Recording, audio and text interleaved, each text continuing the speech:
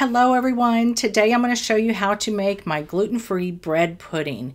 This is spectacular, you guys. If you love bread pudding, you are going to love this one. If you don't think you like bread pudding, try this one because it just might change your mind. So let's get started and I'll show you how to make it. I do things a little different than most people do with their bread pudding. I like to soak the bread in the milk and cream first and then mix the eggs with the sugar and spices and all that instead of making a custard to then soak the bread in. So I'm starting with 480 ml or 2 cups of whole milk and 240 ml or 1 cup of heavy cream. And I'm just pouring that over my bread cubes and torn bread in my large bowl. In this case, I have 8 cups or about 1.5 pounds of torn or cubed up gluten-free bread that is stale. And we probably all have some of this laying around or even in our freezer. I like to keep mine in my freezer. When it goes stale, I just put it in the freezer in baggies, and eventually I make bread pudding or breadcrumbs out of it depending on the type of bread. Now for bread pudding, I like to use an enriched bread, and I have all of those options listed within this recipe post. But you can use whatever you want. I just feel like the enriched bread works a little better for bread pudding versus something that is less enriched with butter and eggs and milk and all of that, such as like my artisan bread or sourdough or something like that. So I'm just mixing this through with my hands. I feel like it works better to use my hands. And then I'm pressing it down and letting it soak for at least 30 minutes in the bowl. And I'll go ahead and get the other mixture going while that is soaking. In a large bowl, I have 5 large eggs, and to that I am adding 100 grams or 1/2 cup of regular sugar and 150 grams or 3/4 of a cup of brown sugar. And I'm just going to mix this together. And I'm also adding in a teaspoon of ground cinnamon and 2 teaspoons of vanilla extract.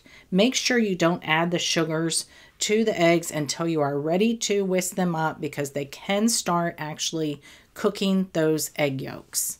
So just whisk this until it's nice and whisked through.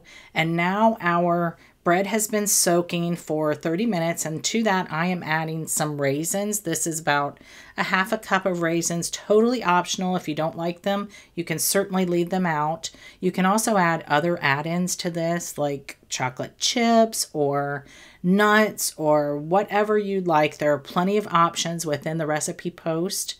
And then I just mix this through, and it might look a little bit chunky or a little bit different than you would normally see in a regular gluten-filled bread pudding, but just you wait. It is going to be phenomenal, I am telling you. So now I've got a little bit of butter, and I'm just greasing my pan. This is a 9 by 13 inch pan. You can also use like a casserole dish that's like round or oval, whatever you have that will fit all of this bread pudding in there.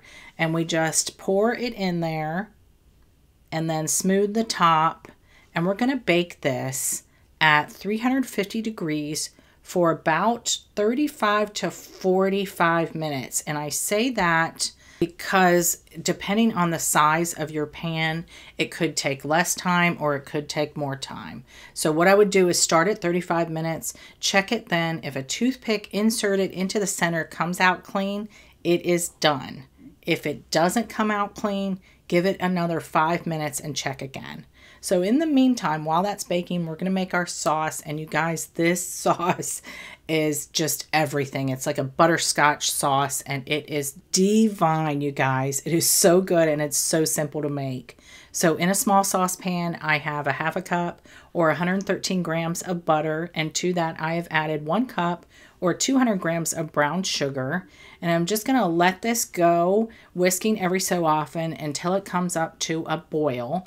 And that will allow the sugars to melt properly before I add in the heavy cream. So here it is starting to come to a boil, and now I can add in a half a cup or 120 ml of heavy cream, and it is going to sputter and spit a little bit. So just please be careful so you don't burn yourself, and get that all whisked through.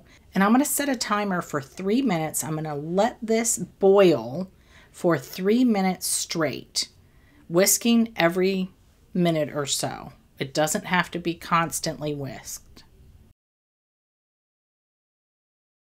And this is what it will look like at the end of the 3 minutes. So take it off the heat at this point, and we'll go ahead and add in 1 teaspoon of vanilla extract. And you can, if you'd like, add in just a pinch of salt.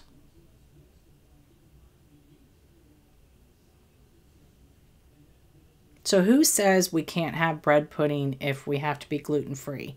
Not me, that's for sure. And I love, love, love bread pudding. And this bread pudding, you will not be able to tell it's gluten-free at all. It comes out just like any other bread pudding you had in years past when you could eat gluten. And with that sauce, OMG, you guys, that sauce is good enough to drink. But I'd rather go ahead and pour it over my bread pudding. Just look at this, you guys. It cuts, it slices just like any other bread pudding. It cuts through just like any other bread pudding. It is one of what I would say, one of those cozy, comforting desserts. It's made with this rich, sweet custard. It's spiced with the cinnamon, and you can add the raisins. You can add nuts if you'd like, chocolate chips. So many different variations can be made with this. And it's just absolutely incredible, you guys. So enjoy.